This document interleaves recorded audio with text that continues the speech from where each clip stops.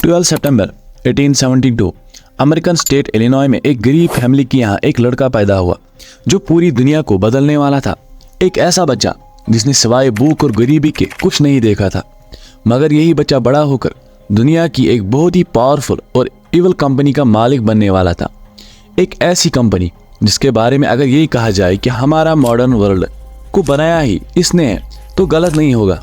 आज की डेट में ये दुनिया की सबसे बड़ी कंस्ट्रक्शन कंपनी है, मगर आप में से ज़्यादातर लोगों ने शायद इसका कभी नाम नहीं सुना होगा। और उसकी वजह यह है कि इतनी पावर और पैसा हासिल करने के लिए इस कंपनी ने जो कुछ किया है, उसके बाद इस कंपनी का सीक्रेट रहना ही बहुत ज़रूरी है। बड़े बड़े डैम्स, रोड्स और एयरपोर्ट से लेकर oil pipelines, tunnels, secret military bases और इवन सबसे पहला न्यूक्लियर बम बनाने वाली लेबोरेटरी भी 20th सेंचुरी के हर बड़े कंस्ट्रक्शन प्रोजेक्ट में इस एक कंपनी का हाथ है। और सिर्फ कंस्ट्रक्शन प्रोजेक्ट्स ही नहीं, बल्कि दुनिया में होने वाले बहुत सी वार्स और डिजास्टर्स में भी इस कंपनी ने बहुत पैसा कमाया है। ये कंपनी आज इतनी पावरफुल हो चुकी है कि CIA और इवन अमेरिकन गवर्नमेंट भी इन पर डिपेंडेंट है। न्यूयॉर्क टाइम्स के मुताबिक पूरी अमेरिकन हिस्ट्री में कोई प्राइवेट कंपनी अमेरिकन गवर्नमेंट से इतना क्लोज नहीं थी जितना ये एक कंपनी है। अमेरिकन गवर्नमेंट के बहुत से डिसीजंस को ये कंपनी डायरेक्टली इन्फ्लुएंस करती है। ये है बेक्टेल, सबसे बड़ी पावरफुल मगर बहुत ही सीक्रेट कंस्ट्रक्शन कंपनी। और इस कंपनी को बनाने वाला था 1872 में पैदा होने वाला यही गरीब बच्चा जिसका नाम था वॉरेन ए बेक्टेल। आखिर इस गरीब बच्चे ने ऐसी पावरफुल कंपनी कैसे बनाई, इतनी पावरफुल कि आज होने वाली बहुत सी वार्स एंड जियोपॉलिटिकल इवेंट्स के पीछे आपको इस कंपनी का हाथ जरूर नजर आएगा। सिंपल सी प्राइवेट कंपनी आज दुनिया की मोस्ट इवल कॉर्पोरेशन कैसे बनी, आइए जानते हैं इन सभी सवालों के जवाब आज की इस वीडियो में। बचपन से ही वारन का एक ख्वाब था कि वो और उसकी फैमिली गरीबी के इस दलदल से बाहर निकले, और फिर 1898 में उसके ख्वाब को पहली मंजिल तब मिली जब उसकी शादी इंडियाना की एक अमीर फैमिली की बेटी से हो गई। इस फैमिली का बहुत बड़ा कैटल बिजनेस था और उस सारे बिजनेस की भागदौड़ वारन के हाथ लग गई। वारन को लग रहा था कि अब फाइनली उसके ख्वाब पूरे होने का वक्त आ गया है। 19th सेंचुरी के अंत में कैटल इंडस्ट्री पूरी तरह क्रैश कर गई और वारन का बिजनेस बैंकरप्ट हो गया। ये वही टाइम था जब अमेरिका तेजी से इंडस्ट्रियलाइजेशन की तरफ जा रहा था और पूरे अमेरिका में रेल रोड नेटवर्क बिछाए जा रहे थे। इसी दौरान वारन को पता लगा कि रेलवे कंपनीज को रेलवे ट्रैक्स अपग्रेड करने के लिए कुछ लोगों की जरूरत है। वारन ने अपने कुछ दोस्तों को साथ ले लिया और इन कंपनीज के साथ काम करना शुरू किया। उसे हर रोज के सिर्फ 3 सेंट्स मिलते थे, मगर वारन की नज़र इस सैलरी पर नहीं थी बल्कि कई और थी। बल्कि वो बहुत मेहनत से काम कर रहा था क्योंकि उसे इस काम में बहुत मजा आ रहा था। वो एक इंजीनियर से ज्यादा कंस्ट्रक्शन के बारे में जानना शुरू हो गया था। उसकी इसी मेहनत से इम्प्रेस होकर एक रेलवे कंपनी ने उसे एक हाई लेवल जॉब ऑफर किया और उन्हीं पैसों से खुद का रेलवे इक्विपमेंट खरीदना शुरू किया और उनके साथ छोटे मोटे कंस्ट्रक्शन की काम भी करता रहता। 1906 में वारन ने फाइनली जॉब से रिजाइन कर दिया और सारा टाइम अपनी कंपनी को देने लगा, जिसका नाम बेक्टेल कॉर्पोरेशन रखा गया।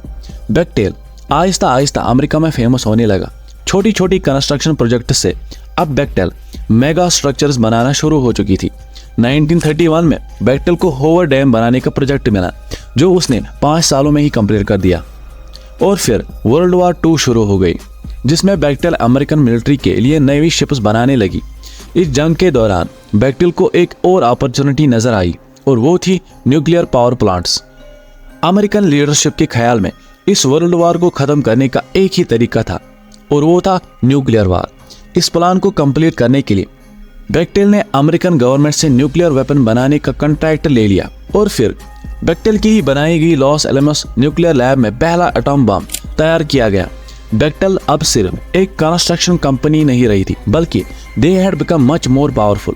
वो अब पूरे तरीके से अमेरिकन गवर्नमेंट CIA में पेनिट्रेट कर चुकी थी, जिसकी एक्सटेंट का अंदाजा आप इस बात से लगा सकते हो कि 1961 में CIA का एक नया डायरेक्टर अपॉइंट हुआ जिसका नाम था जॉन मैकॉन। जॉन मैकॉन बेक्टेल का एक्स एम्प्लॉई था। उसने 24 साल बेक्टेल में काम किया था और वो उस वक्त के बेक्टेल के चेयरमैन स्टेफन बेक्टेल का बेस्ट फ्रेंड था। जॉन मैकॉन वही CIA डायरेक्टर है जिसका क्यूबा में फिडेल कास्ट्रो की गवर्नमेंट हटाने और even American president John F. Kennedy के असैसिनेशन को कवर अप करने में बहुत बड़ा हाथ है। ये वो टाइम था जब कोल्ड वॉर पीक पर थी और CIA डिफरेंट कंट्रीज की गवर्नमेंट्स उल्टा रही थी, और जब भी इन गरीब कंट्रीज की गवर्नमेंट उल्टी तो वर्ल्ड बैंक वहां डेवलपमेंट के लिए जाते और वो डेवलपमेंट का कॉन्ट्रैक्ट इसी कंपनी को देते। 1980s आ चुका था और बेक्टेल ग्लोबल लेवल पर कंस्ट्रक्शन कर रहा था। ये वही टाइम था जब मिडल ईस्ट पर पेट्रोल डॉलर्स बरस रहे थे, क्योंकि हर मिडल ईस्ट कंट्री में तेल के बड़े रिजर्व्स डिस्कवर हो रहे थे। ऐसे में बेक्टेल की नज़र पड़ती है इराक पर। इराक के पास दुनिया के 5th लार्जेस्ट ऑयल रिजर्व्स थे और अभी तक यहाँ पर दूसरे कंट्रीज का इंटरवेंशन काफ़ी कम था, तो बेक्टेल को बहुत बड़ी अपॉर्चुनिटी नज़र आई। उस वक्त सदाम हुसैन इराक के प्रेसिडेंट थे और बेक्टेल के लिए उन्हें कन्विंस करना काफ़ी मुश्किल था। यहाँ पर बेक्टेल ने अमेरिकन गवर्नमेंट पर प्रेशर डाला और अमेरिकन गवर्नमेंट में US secretary of state John shields को इराक भेजा ताकि वो सदाम हुसैन को कन्विंस करे कि वो इराक से जॉर्डन तक की गैस लाइन का कॉन्ट्रैक्ट बेक्टेल को दे। जॉर्ज शुल्टेस भी बेक्टेल का ही एम्प्लॉय था। सदाम ने ये पाइपलाइन बनाने की परमिशन तो नहीं दी, बिकॉज उसके ख्याल में इसराइल इस पाइपलाइन को मिसाइल से उड़ा सकता है, लेकिन उसने बेक्टेल को एक पेट्रोकेमिकल प्लांट बनाने का परमिशन दिया, जिसका पर्पस ये था कि वो इराक के लाखों ऑयल बैरल्स देरी से प्रोसेस करे, जिससे इराक की ऑयल एक्सपोर्ट कैपेसिटी बढ़े।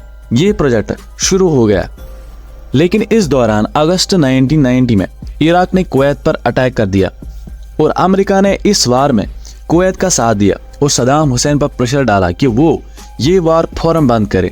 सदाम हुसैन इससे बहुत नाराज होते हैं और उसने इराक में काम करने वाली सारी अमेरिकन कंपनीज को बंद करने का ऑर्डर दिया। इराकी पुलिस ने बेक्टेल के एम्प्लॉयज को अरेस्ट करना शुरू कर दिया और फिर ना चाहते हुए भी बेक्टेल को इराक में अपने ऑपरेशंस बंद करने पड़े। बेक्टेल की लीडरशिप बहुत गुस्से में थी, उनके अंदर बदले की आग जल रही थी। वो फैसला कर चुके थे कि वो हर कीमत पर सदाम हुसैन से बदला लेंगे और उन्होंने जॉर्ज की मदद से अपनी ये ख्वाहिश जल्दी ही पूरी कर ली और 20 मार्च 2003 को अमेरिका ने इराक पर हमला कर दिया।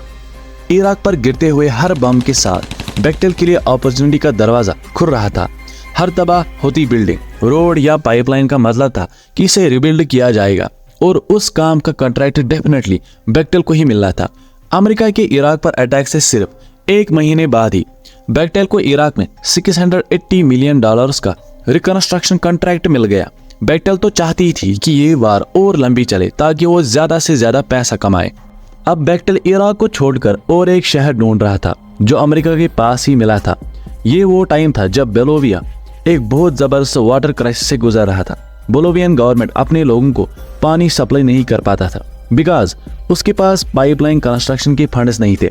ऐसे में वर्ल्ड बैंक ने ये सोल्यूशन प्रपोज किया कि अगर गवर्नमेंट लोगों को वाटर सप्लाई नहीं कर सकती तो उन्हें चाहिए कि वाटर डिस्ट्रीब्यूशन के राइट्स प्राइवेट कंपनी को दे दे ताकि वो लोगों से पैसे चार्ज करके ये पाइपलाइंस बिल्ड करे।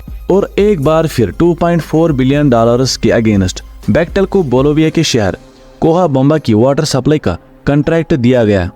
पूरे शहर में ये रूमर्स फैल गए कि बेक्टेल किसानों के खेतों में मीटर्स तो लगाएंगे ही और इवन बारिश के पानी के भी चार्जेस लिए जाएंगे। सिर्फ चंद महीनों में ही जिस शहर के लोगों के पास रोटी खाने तक के पैसे नहीं थे, उन लोगों को पानी के डबल बिल्स आने लगे। कई महीनों से जो लावा उबर रहा था वो फट पड़ा।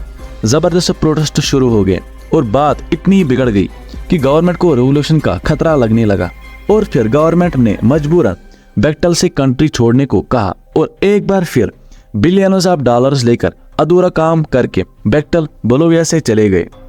दोस्तों, अगर आपको आज की वीडियो अच्छी लगी हो तो वीडियो को लाइक और चैनल को सब्सक्राइब जरूर करें। मिलते हैं ऐसे ही किसी जबरदस्त टॉपिक के साथ। Until then take care.